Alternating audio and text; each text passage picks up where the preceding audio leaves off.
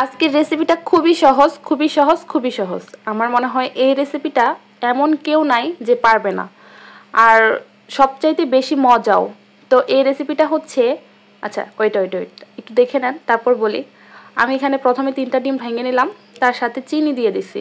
চিনিটা আসলে ফ্যাক্ট হচ্ছে আপনাদের টেস্টের উপর, কে কেমন মিষ্টি খান সেভাবে। আমি মানে আমার একটা আনুমানিক হিসেবে দিয়ে দিলাম।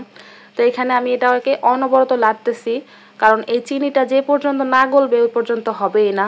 আমি অনেকক্ষণ রেস্টে দিয়ে আসছিলাম, পরে এখন আবার লাড়ালাড়ি করতেছি, কারণ এইটার চিনি যে পর্যন্ত না গলবে ওই পর্যন্ত কিছুই না। আর এখানে আমি আগে থেকে দুধটা জাল করে রাখছিলাম, অবশ্যই ঠান্ডা দুধ।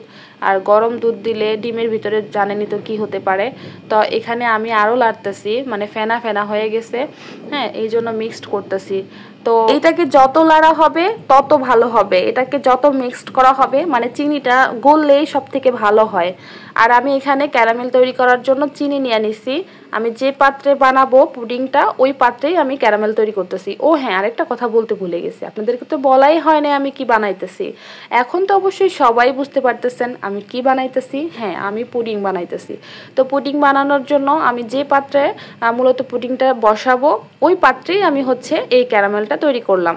আসলে পুডিংয়ের মেন রহস্য বা মেন সৌন্দর্য হচ্ছে এই ক্যারামেলে।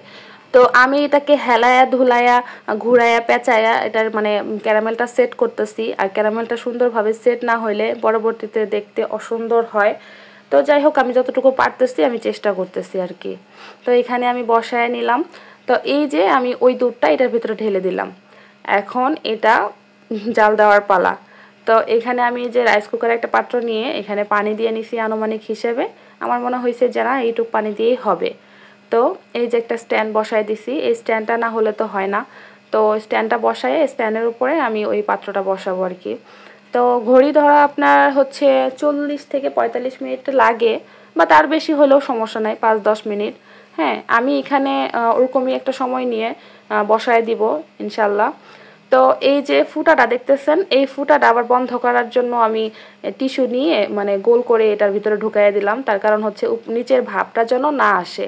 আর এই তো আমার হয়ে গেছে। আর এখন আমি চেক করে নিতেছি একটা শলার সাহায্যে। আর এই যে দেখতে পারতেছেন এটার ভিতরে একটু একটু করে মানে ফুটা করতেছি। এই যে আমার শলার ভিতরে একটু লেগে যায় নাই, মানে এই জিনিসটা হয় কি, মানে না লাগলেই ওটা হয়ে যায়, আর যেটা লাগে ওটা মনে হয় যে না হয় নাই। তো এই যে আমার এটার ফাইনাল লুক দেখেন। আমার এটা কাটতে মনে হয় একটু ভেজাল হয়েছে, এই কারণে এক সাইডে কেমন জানি হয়েছে। ব্যাপার না, জিনিসটা খেতে ভালো হলেই হয়েছে। যাই হোক, এটা আর আমি কাটলাম না, আপনাদের ভাইয়া আসলে একসাথে কেটে খাবো। আজকে এই পর্যন্তই, সবাই ভালো থাকবেন, আল্লাহ হাফেজ।